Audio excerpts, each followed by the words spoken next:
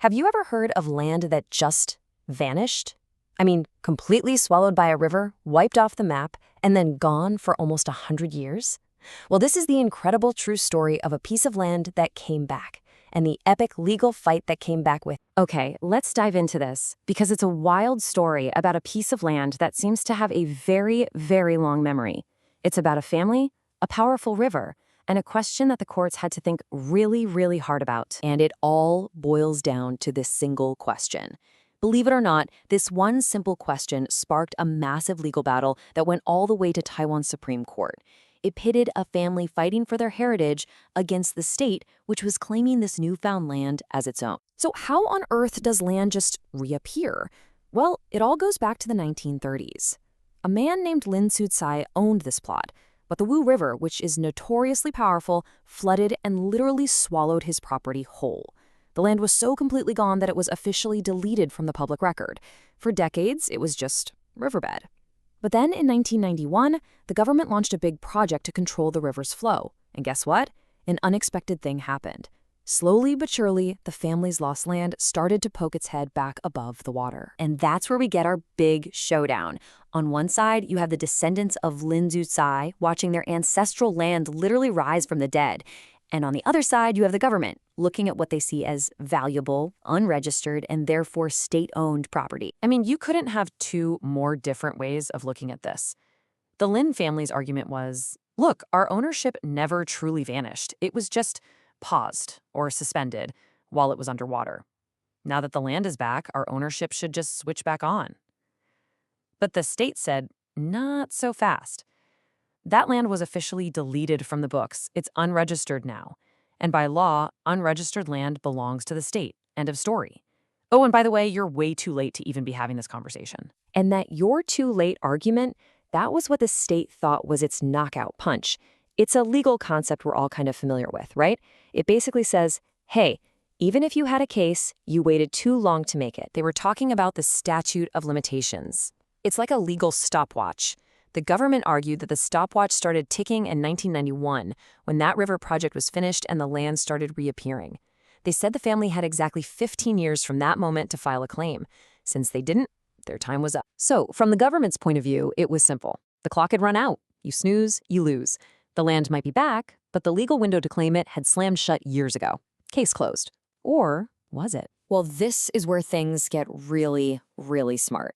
The family's lawyers didn't try to argue about the timeline.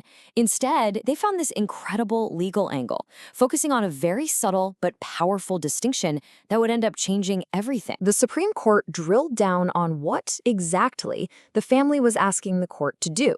Were they showing up saying, please give us this land? Or were they saying something else entirely? And this, right here, is the genius move. The court laid out this elegant difference. A claim is when you ask for something to be given to you, like asking for your land back. And yes, that is subject to a time limit. But a confirmation, that's different. That's when you ask the court to simply verify a right you already have. The family argued they weren't asking for the land back. They were asking the court to confirm that the ownership was theirs the whole time, and it just reactivated when the land resurfaced.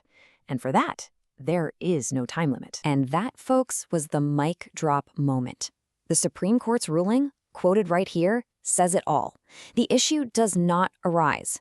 In plain English, that means the state's whole "you're too late" argument was completely irrelevant. You can't be too late to confirm something that's already yours. Just like that, the government's main defense, poof, it was gone. All right, so with that game-changing idea in our back pocket, let's track how this thing actually played out as it moved up through the court system. Okay, so first up, the district court. They sided with the family completely. A clean win. The land, the ditches on it, everything. But then it went to the high court, which looked a little closer. They agreed the main parcel of land belonged to the family, but they noticed that some old irrigation ditches on the property were technically still waterways and hadn't reemerged in the same way. So they modified the ruling. The family gets the land, but not the ditches. The family was okay with that compromise. They didn't appeal the part about the ditches. But the state? Nope. They took one last shot and appealed to the Supreme Court. But the Supreme Court stuck to its guns on that crucial claim versus confirmation logic, and throughout the state's appeal. And with that, after nearly 90 years in a watery grave, the Lin family's land was officially, finally, theirs again. So what's the big takeaway here? This was way more than just one family getting their farm back. This case set a huge legal precedent. First, it established that ownership of this kind of submerged land is only suspended, it's not erased. Second, and this is the big one, it drew a clear line between a lawsuit to claim something and one to confirm something. And because of that, the statute of limitations can't be used to block these confirmation cases. This ruling basically created a legal pathway for other families in the exact same boat. This whole thing started with a piece of physical land, but it leaves you with a much bigger question. How many other rights, how many other pieces of our own collective history are just lying dormant out there, waiting, not for a river to recede, but for someone to come along and ask the exact right question at the exact right time?